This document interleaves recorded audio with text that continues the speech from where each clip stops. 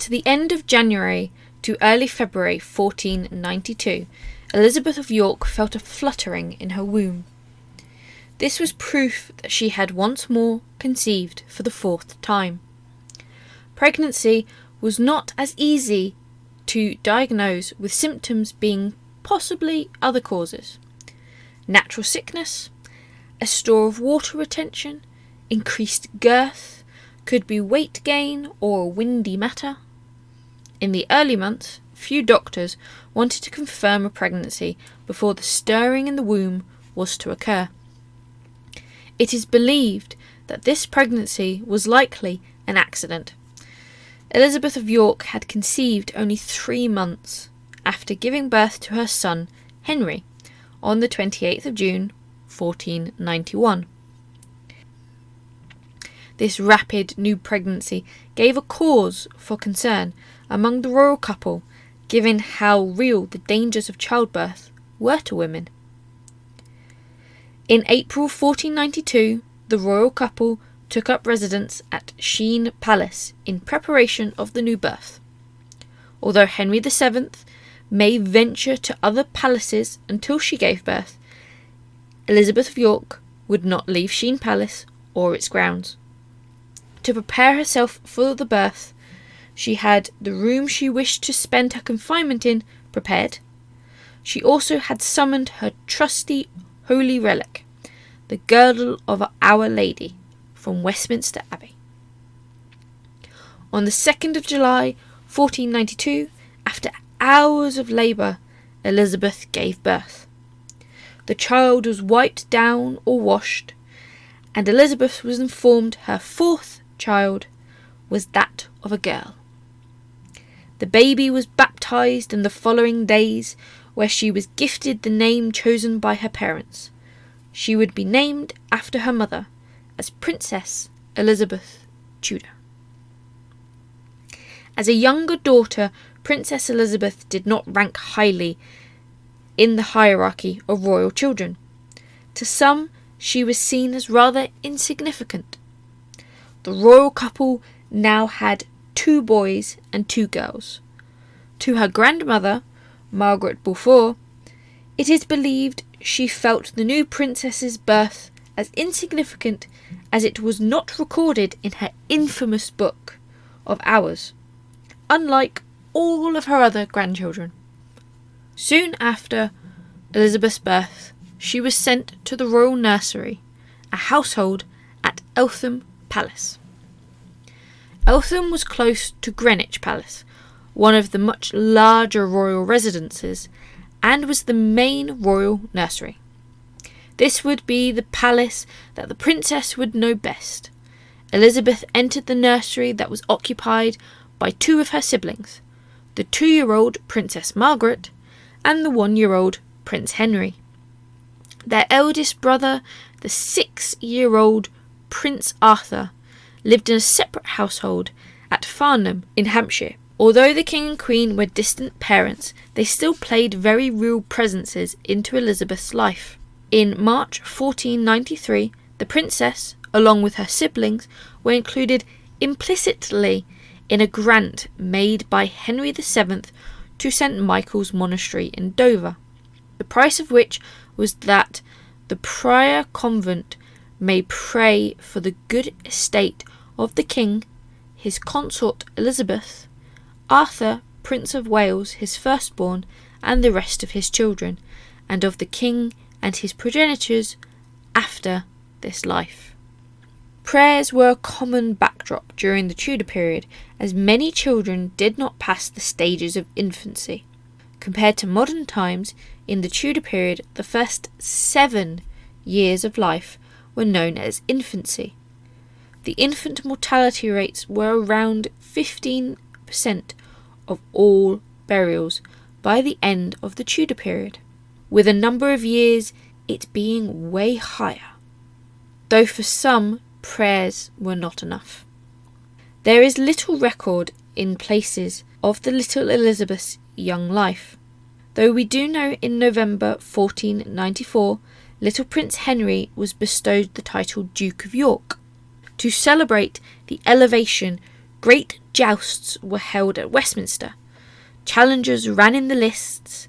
Sword fighting was fought, along with many other sports. It is recorded that during the celebration, Henry was accompanied in attendance with his father, Henry VII, his mother, Elizabeth of York, his brother, Arthur, the Prince of Wales, and his older sister, the Princess Margaret.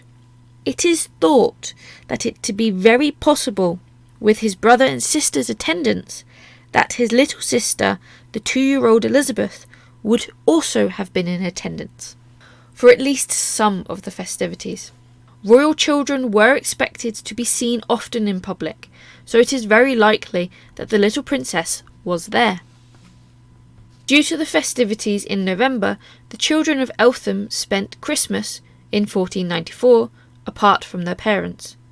The King and Queen were still busy with the festivities at Westminster. It couldn't have been known that it would be the little princess's last Christmas. November 1494 could have possibly been one of, if not the last time Elizabeth saw her parents.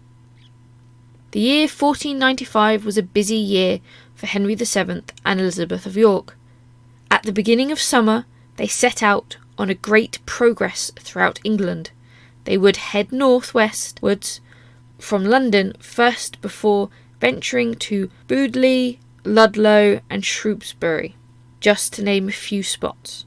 Before travelling, Henry VII made sure to take care of the nursery business, ordering half-yearly salaries to the staff serving our right dearly well-beloved children, Lord Henry and the ladies Margaret and Elizabeth. The summer waned with the royal couple heading north to Derby and Northampton. September battered England with unusual stormy weather, and on the 14th of September 1495, tragedy struck the residences of Eltham Palace. Princess Elizabeth was gone. History claims she died of atrophy, a slow and painful wasting disease. It was a commonly stated cause of female death, deriving from the deity Atropos, though it is likely she passed from a childhood disease or accident, as her death was so sudden. The royal couple were informed of their loss on the road between Northampton and Banbury. We do not know how the royal couple felt as the passing of their child. It would seem as though life continued on as the royal progress continued. The monarchs returned from their progress on October the 1st, where it was announced Queen Elizabeth was halfway through her 5th pregnancy.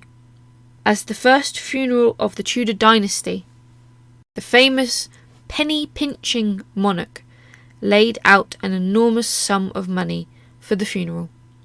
The sum of 1,000 marks, £318, 9 shillings and 7 pence were forked out to pay for the little princess's funeral and tomb.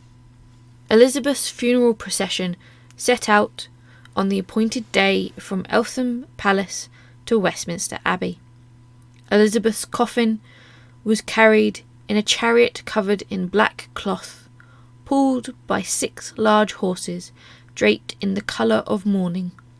As the 10-mile journey neared its destination and the party approached Westminster Abbey, a canopy was raised over the deceased Elizabeth.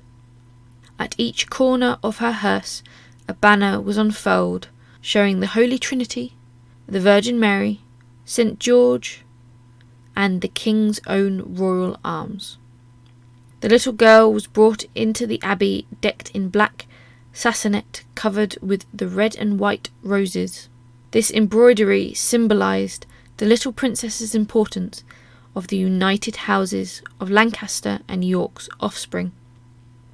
The Grand Abbey was a packed assembly, with the Archbishop of York, the royal chaplains, many lords, the Lord Mayor, and representatives of the guilds and livery companies were all in attendance. After all ceremonies were completed, The little princess was entombed in Westminster Abbey. Henry VII decided the princess would be buried close to the altar of St. Edward the Confessor. This was the holiest location in the great abbey. A small tomb was erected, black and grey marble in origin. It once had Elizabeth's effigy carved in copper and gilt, but it has since been lost. Written in Latin, the child's epitaph read, "Here after death lies in this tomb a descendant of royalty, the young and noble Princess Elizabeth, daughter of the illustrious King Henry VII, whose up the flourishing sceptres of 2 realms. Atrophy, most merciless messenger of death, snatched her away. May she inherit eternal life in heaven." So does end the short life of the first Elizabeth Tudor.